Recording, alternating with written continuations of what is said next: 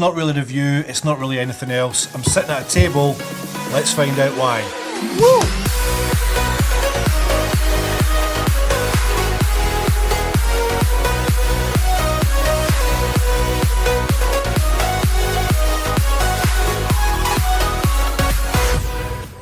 So I've been doing a lot of vlogs lately, well I think two, I can't remember if it's two as of me editing this video anyway, and I just thought, look, let's get something else ticked off on my list that I wanted to do. It is another photography thing. More photography, I will get into something else. Leave me a comment down below, whoever's watching this, if there's anyone watching this.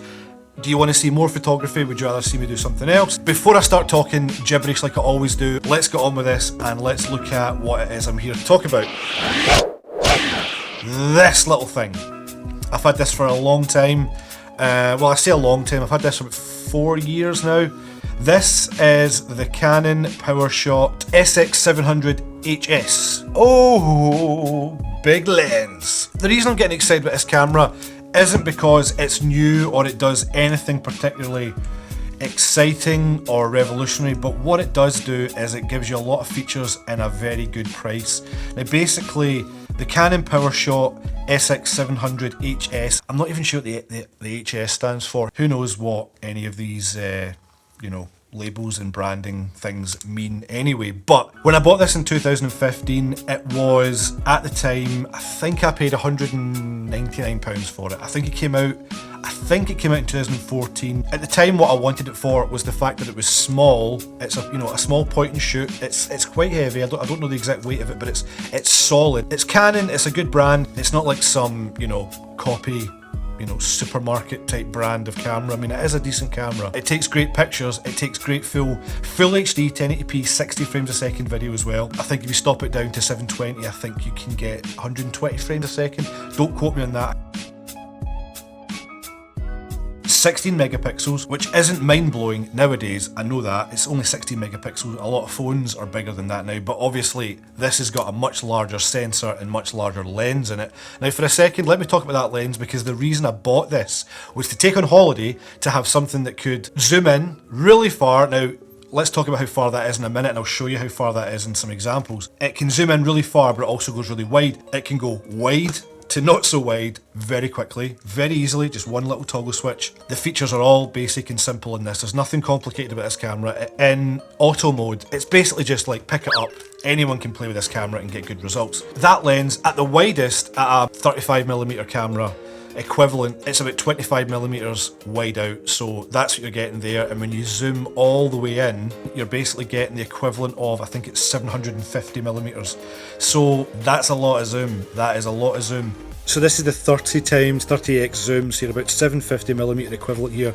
Just to give you perspective, this is me from the living room of the house. Look how far away we are from that building. That's to show just how far away you can see detail at that zoom length. That's what they brand on the camera and in all the marketing for these things, all the point and shoots, as times or X, 30 times or 30x optical zoom. So in this one we're at 30 times zoom, and this shows the digital zoom. I mean, look at that. I think it goes to about 120x, 120 times zoom. That's all digital zoom from here, all on a tripod. And if I zoom back out again, you can see the difference. I mean, look at that. It is a pin in the distance there. So a different angle here. This is the same window, same living room window. This is handheld, just to show. The last one was tripod. This is to zoom out using just the stabilization on the camera. More handheld. This is going to use the digital zoom, so we'll zoom right in on the clock. The stabilization does a pretty good job. That's completely handheld. I'm just kind of panning around. Don't know where I'm looking. It's just completely random. You can't see these details with the naked eye. So again, to zoom out, to give perspective, it's incredible how far you can get in with this. There's a newer model, the SX7 III, that's the most recent one. That'll obviously run you into some higher costs. That's, one of the major downsides. You're going to get a 20 megapixel with that. You're going to get the same 1080p 60 FPS, but it's 40x zoom on that, which I think is about 950, 960mm equivalent. The SX7 III also has a flip-up screen, so you can do that whole vlogging selfie thing, because the screen will flip out and go up or out, and it's something you take for granted quite a lot on cameras now, I suppose, but it really is helpful. If that is going to be a deal breaker, pay a little bit of the extra money, get the SX7 III. If not, the SX700 is well worth your money. But look, the reason I'm telling you about the SX700 is because at the moment it can fluctuate secondhand anywhere between 100 and 150 quid secondhand. And you know, obviously it could be in varying degrees of condition and depending on who's throwing this around. But I mean, if it's a little bit scuffed and it's, who cares, it's a camera, as long as it works, that's the main thing, you know. There's a nice big screen on there, you've got that big zoom. And when we went to, my girlfriend and I went to New York in May, in fact it was 2 years ago exactly, May 2017, she picked up her own SX700 off of eBay for, I think even then it was, I think she only paid about 90 quid. There I go again, 90 quid. 90 pounds, 90 British pounds. 90 pounds got her that camera that was exactly the same as mine, that, you know, barely just over a year before I'd paid nearly 200 for. Now, I mean, I've looked at it recently and it's about 120 to 150 secondhand on eBay. There aren't as many of them going secondhand as there used to be, but if you can find it secondhand, absolutely grab it for that price. It is bang for your buck. It's a great camera. It comes with my full guarantee that you'll be happy with it. If you already have an insane telephoto lens that will, you know, get you right into someone's eyeball from across a football field, there's still probably a reason to pick this up. I mean, if you're traveling and you just kind of don't want to take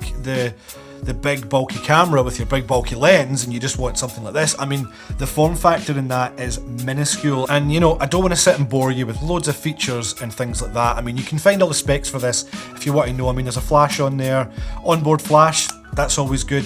Professionally, that's not going to be the greatest idea to use, but at the same time, in a pinch, a flash is always a great thing to have. It's worth noting that you get Wi-Fi on this, so you can Wi-Fi the photographs straight from here, straight to your phone, which is fantastic. It doesn't shoot RAW, but it does shoot a very high quality 16 megapixel image, which you can still chuck into Lightroom. You can still push the limits and save some of the highlights. You'll be fine within reason. It's not a RAW image, but it is a very good quality capture. 16 megapixels, so you know, printouts will still look great, all the rest of it.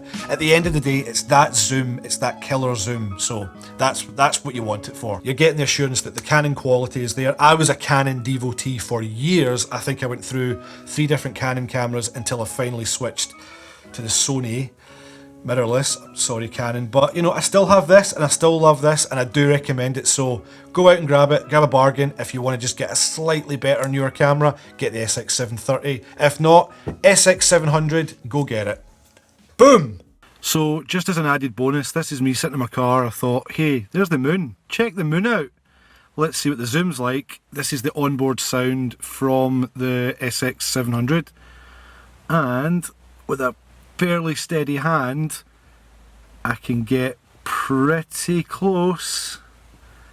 I mean, that looks pretty cool, eh? And it's proper daylight right now as well. It's only about, I mean, it's maybe about 8 o'clock, so the sun is definitely gone, but it's still a blue sky. And yeah, check how far away it is. Obviously, it's the moon, so just for perspective, you know. As an added side note, I think it's quite cool to mention that on eBay you can get a fake battery pack. So this goes to a power supply, plug it into the wall, UK adapter, you can get American versions, all the rest of it. You just plug it into this part here, you do that, you take the battery out, don't need that anymore, and you put in the fake battery. Once it goes in, all day power. It's pretty cool. A lot of the Canon cameras have these fake power adapters, the fake batteries that go to power adapters. And yeah, there you go, you're shooting all day long, you're having a great time.